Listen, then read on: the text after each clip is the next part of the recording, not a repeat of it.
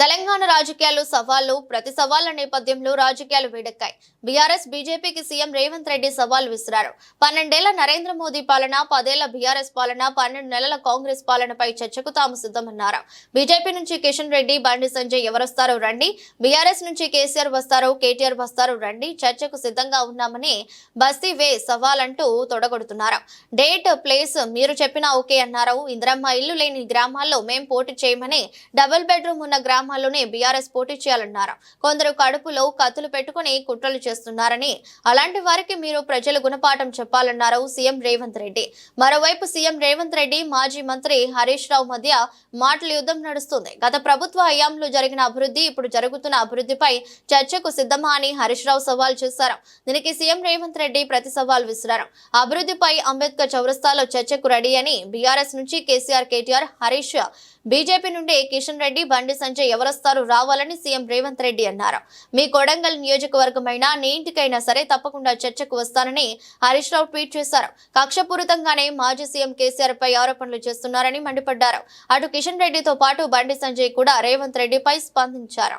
మళ్ళొకసారి సూటిగా కిషన్ రెడ్డి గారికి, బండి సంజయ్ గారికి, కేసీఆర్ గారికి, కేటీఆర్ గారికి నేను సవాల్ విసురుతున్నా.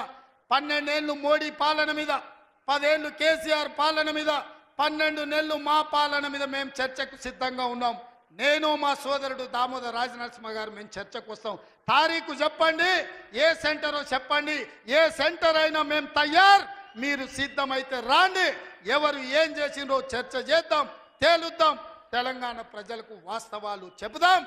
ఇంత గొప్ప 10 ఏళ్ళు నా మీద కక్షతోని, పాలమూరు మీద పగతోటి చంద్రశేఖరరావు ఈ ప్రాజెక్టును పక్కన పెడితే, ఈ రోజు నేను వచ్చిన తర్వాత తిరిగి వాటిని దుమ్ము దులిపి పనులు మొదలుపెట్టిన.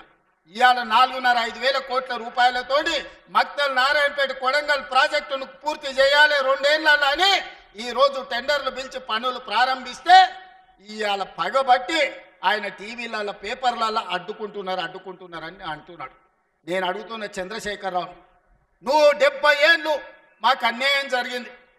మా ప్రాంతంలో నీళ్లు పోయినా, మా ప్రాంతం నుంచి తల్లిపోతున్న కృష్ణానది జలాలు మాకు తాగడానికి, మా సాగునీరుకు అందరూ రాకపోయినా, ఈ దేశంలో ఎక్కడ ప్రాజెక్టులు కట్టినా, బాక్రానంగల్ కావచ్చు, శ్రీశైలం కావచ్చు, నాగార్జున సాగర్ కావచ్చు, ఎస్ఆర్ఎస్పి కావచ్చు, ఈ దేశంలో ఎక్కడ ప్రాజెక్టులు కట్టినా తట్ట పని, పార పని, మట్టి పని, చెమట తీసే ప్రతి పని మా పాలమూరు బిడ్డలు చేసి దేశానికి ప్రాజెక్టులను అందించారు. ఇవాళ ఈ దేశంలో పంట పండుతుందంటే మా పాలమూరు బిడ్డల స్వేదం ఉంది, మా రక్తం ఉంది, మా కష్టం ఉంది. అట్లాంటి మా జిల్లా ఎడారిగా మారి వేలాది మంది వలసలు పోతుంటే, తమ పసిపిల్లల్ని తల్లిదండ్రుల దగ్గర, ముసలోళ్ళ దగ్గర, గుడిసెల దగ్గర వదిలి జంటలుగా మేస్త్రీల ఎంబడి వలస పోతుంటే, వలసలు ఆపాలని, ఇవాళ మా ప్రాజెక్టులు పూర్తి చేయాలని ప్రయత్నం చేస్తుంటే మా మీద పగబట్టినవు ఎందుకు చంద్రశేఖరరావు అని నేను అడుగుతున్నా. కొడితే గట్టి కొడతాడంట. ఆయన కొడితే ఎంత గట్టి కొడతాడంట అంటే, ఇక అది చెప్పనలవి కాదంట. నేను అడగదలుచుకున్న మా సోదరు, అయ్యా ఆయన గట్టి కొట్టడానికి ఫుల్లా ఆఫా? ఏంది గట్టి కొట్టడానికి? ఏం కొడతాడు ఆయన? కొడితే గిడితే ఓ ఫుల్లు, ఓ ఆఫ్ గట్టి కొట్టగలడు. అంత మించి గట్టి కొట్టేది ఏందుంది?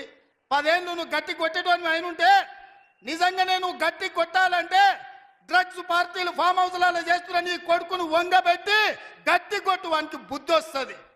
ఢిల్లీలో లిక్కర్ దందాలు చేసి తెలంగాణ గౌరవాన్ని తీసిన నీ బిడ్డను దౌడ మీద అంగబెట్టి గట్టి కొట్టు. తెలంగాణ పరువు తీసినందుకు గట్టి కొడితే వస్తుంది. కాళేశ్వరం పేరు మీద 1,00,000 కోట్లు మింగిన నీ అల్లుని దౌడ మీద అంగబెట్టి కొట్టు గట్టిగా. అప్పుడు వానికి బుద్ధి వస్తుంది, సిగ్గు వస్తుంది. తెలంగాణను ముంచినందుకు గట్టి కొట్టేది ఉంటే నీ ఇంట్లో కొట్టు, వాళ్ళని దారిలో పెట్టు. కాంగ్రెస్ను గట్టి కొడతా అంటే మా కాంగ్రెస్ పార్టీ కార్యకర్తలు ఊరుకుంటారా? రా, ఎంత గట్టి కొడతావో చూద్దాం.